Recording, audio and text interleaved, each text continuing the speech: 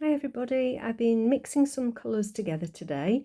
I will give you the colour list in the description, but I've made a couple of different greens using inks and paints. And these are my testers. So we're going to have a little bit of fun today with this 10 by 12, just an ordinary canvas board, a few different colours. And we're just going to start by giving it a really good spritz. Just get it nice and wet because I want to do some quite interesting things with this one. So first of all, I'm going to go in just dotting this gorgeous yellow. This is a real bright process yellow. This is a Daler Rowney ink, and I'm going to use the catalyst spatula to just push that paint all around on the surface. I want the whole of this to be covered. I'm going to drop in some white ink as well. This is the Liquitex white. Just again randomly moving it about, spreading it, just push through, adding a little bit of texture as we want. And now just to give it a bit more thickness, I'm going to add some titanium white paint, just exactly the same using the spatula, and we'll just move it around, spread it in. And the slightly longer handle spatula just gives a little more control. I'm going to add in this lovely powder blue. This is a Winsor & Newton Galeria powder blue. Let's get on with this so it's not too dull for you. Just mixing them together randomly. And I'm just going to dry them off because I want it to be fully dry before we start the next stage. Okay, so now we are dry. So ironically, I'm now going to wet it. I'm going to use clean water with just a flat brush and just add it to some areas on our base. Now I'm going to go in with the lighter of the two greens that I've mixed, using the blue paint, yellow, a little bit of red, and it's just a really nice soft mossy green. So we'll help that to move. This is the bit we all just enjoy watching paint run. Just love the way the colours are starting to cover. Give a little bit of interest. Keep it moving with your spritzer. And some white ink just to mix in. Now the white is quite opaque, so it just gives a little more solidity in some areas. I like how that looks actually. Now I'm going to use the pipette this time with that soft green again. I'm just going to drop it on a few different areas. Been almost right with it actually. And then still using pipette, drop a little water on it. Okay, now it's running quite well, so I'll pick it up and tilt it. A little bit more white. It's all a question of building layers, building interest, seeing if something works, and just taking it a step at a time. I'm going to add some purple lake ink, and this will mix beautifully with that green and give us a different shade. As you can see, it's blending in quite nicely, but I'm going to use this long thin palette knife just to push the colours around, mix them together a little, and just make some different shapes and effects into that pale area there. And now using a fine liner or rigger brush, just going to pull that darker green across, add a few little planes of interest. Now I'm going to scrape this area out. I actually want to remove some of this ink and paint. Quite often it's about what you take out as much as what you put in. And I'm just going to put some white paint in there, and a little bit down at the bottom as well. Let's sort this area. Drop some more of that green. It's starting to build some interest.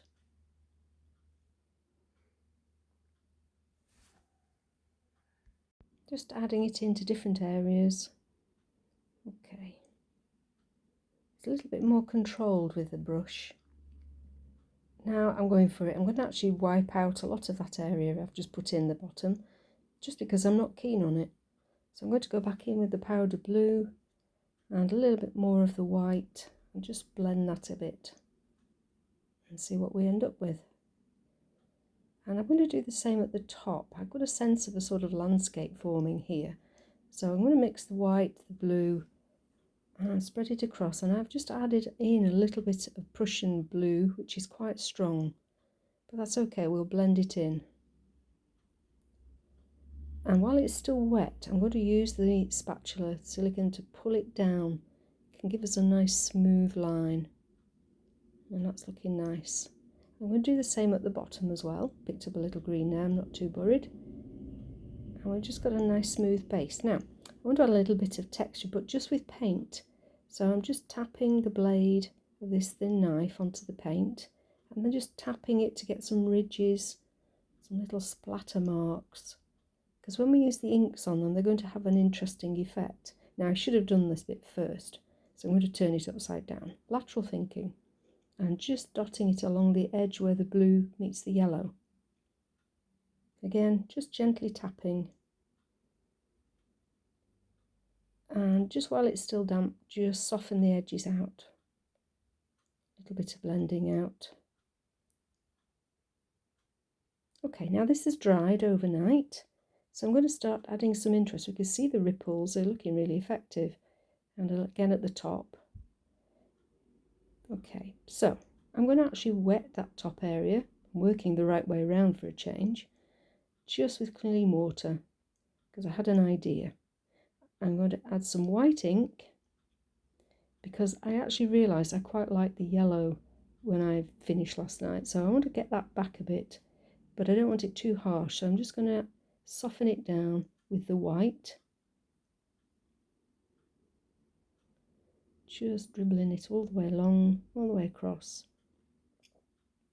And I'm just going to blend it soften with some just clean water and a brush. Speeded it up. Okay.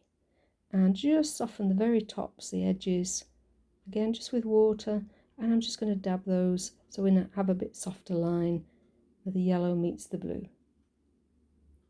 Lovely. Now let's get going on this bottom part. Again, just spritzing, dropping in some lovely green. I'm not worried too much about how this looks because we're going to spritz it in a second. Get that moving again. You can see where it's falling into the ridges, leaving the white areas proud. It's going with the darker one. Oh, it's lovely. I'm going to be brave and tip it out. Let's help it with the brush. Yeah, lovely. Beautiful depth of colour there. Okay, so let's just tip it around a bit, get it to move. And you can see the ridges are proud, the colours sinking in between. Very peaceful looking. Let's get that sort of darker area to move a bit more. It's a bit solid there. And I'm just going to add some of the purple lake in as well while it's all wet, especially into the whiter areas at the top. Oh, that's pretty. When those colours mix, they really are effective.